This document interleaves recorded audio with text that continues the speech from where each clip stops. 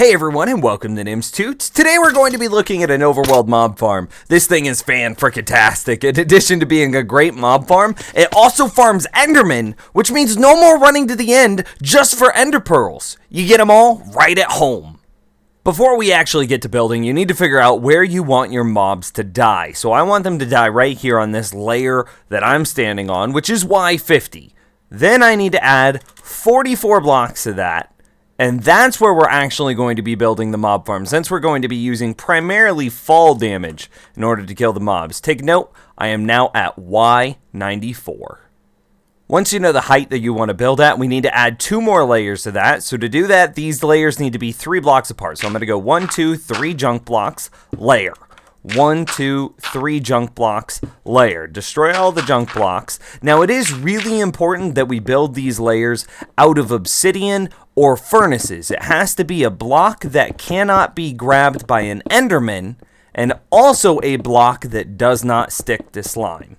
The only 2 contenders, furnaces and obsidian.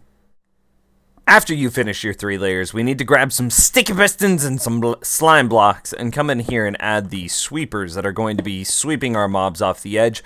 Then it goes sticky piston facing in, a second sticky piston facing in with the slime block in between. Then we're going to add a long arm of slime blocks with a glass block at the end. Now this doesn't need to be glass, but I really recommend a transparent block here so that way mobs don't suffer from suffocation damage. Then we're going to do the same thing for the second and third layers, exactly the same. Once you have those 3 sweeper arms installed, we need to add some more obsidian. This is where a lot of the expense comes in. So we're going to come in here 1 block off to the side of those sweeper arms, and then directly on top of the sweeper arms, we need some more obsidian, or if you're going with the cheaper route, some more furnaces. Make sure you're doing the same thing to all 3 layers. After you've got that, we're going to get some walls installed on the backside. So immediately 1 block up on the top layer, we want 1 row of light obstructing block. So some sort of solid opaque block here on the 3 rows in the back of the farm.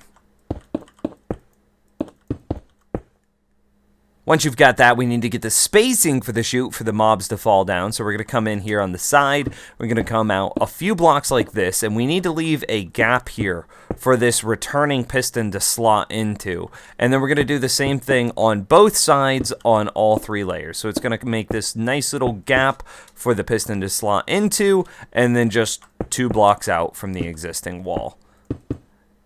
Just like that, and then do the same thing on the other side. That rear wall is the most complicated part, so once you've got that down, now we need to just build walls around the entirety of the rest of the farm.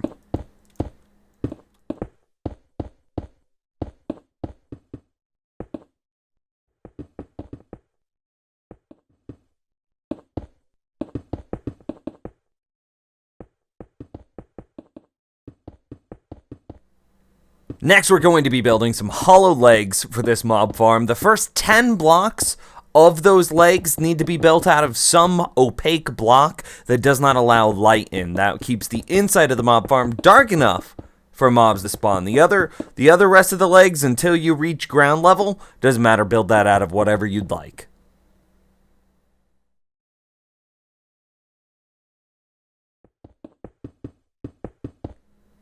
Once you've finished building both legs of your mob farm, you're going to need to open the legs up and then replace the floor with magma blocks. This ensures that chickens spawned by chicken jockeys die, as well as mobs that spawn with feather falling. Underneath this magma block layer, you'll also need to place your minecart track with the minecart with hopper in it to collect your items, and then feed that into whatever storage system of choice you'd like to use. Make sure you replace both floors with magma blocks. Then we need to work on the redstone, so come to the back of the farm and place redstone on all of the obsidian that's sticking out in the back.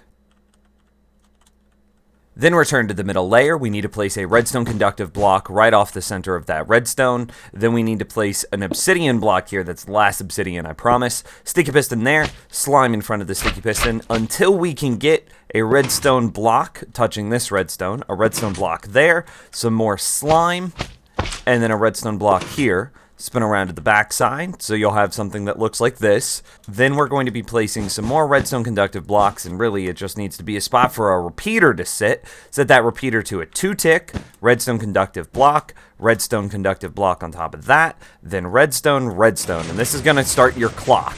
Now sometimes this clock can bug out, and to fix that bugging out, and I'm going to go ahead and shut this off just by deleting this repeater for the short term. To fix it, if it ever bugs out, we're going to put like a self-correcting timer on it. So we're going to place a few more blocks like this, a redstone repeater on 3-tick, a redstone repeater on 4-tick, a piece of redstone dust, a redstone conductive block, and then a redstone torch there. And you can see how that creates a clock. So if this were to ever stall, the clock would start and it would fix your farm. Now let's go ahead and replace this repeater. 2 ticks, and there's the redstone. After you finish the redstone, check on your sweeper pistons. They should be making laps back and forth. And if they're not, double check your redstone. I bet there's something wrong over there. Next, we'll need to enclose the redstone in the back. This will save on a ton of world lag by reducing the amount of lighting updates. Before we do that, we need to shut off the redstone. I'm just going to do this by applying a lever and powering it to either one of these 2 blocks. This will shut off the farm, and you can do this if you ever need to shut off your mob farm. Then I'm just going to take some polished granite here, and I'm going to fill in a ton of these blocks. And I'm just essentially going to make a cage around this redstone in the back in order to keep the amount of lighting updates to a minimum.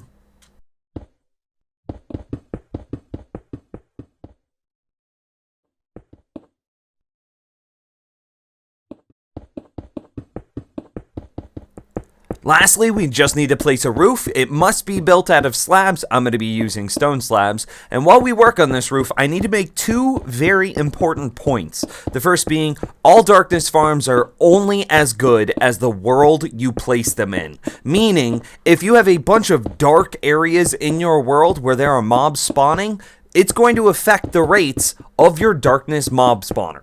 So, remove all of the darkness from your world, and the rates of your mob farm will get better. Secondly, you need to keep in mind that your endermen can teleport out of this mob farm, which means that you need to remove all the blocks around the mob farm that the enderman could possibly teleport to. The easiest way to prevent endermen leaving your farm is to just build it high up in the sky or maybe over an ocean. Either one of those will work and you're not going to have any problems. And that's it. That's the mob farm. Don't forget to turn it back on. Spin around to the back. This lever, again, you can wire that up however you'd like. Flip it on and just watch the mobs come raining out of this thing. It's fan-freaking-tastic. Also, don't forget to set up your minecart with the mine hopper underneath these magma blocks in order to collect all of your items. Alright, well, that's the end of the video. Thank you guys so much for watching this Nim's Toot, and hopefully it didn't stink.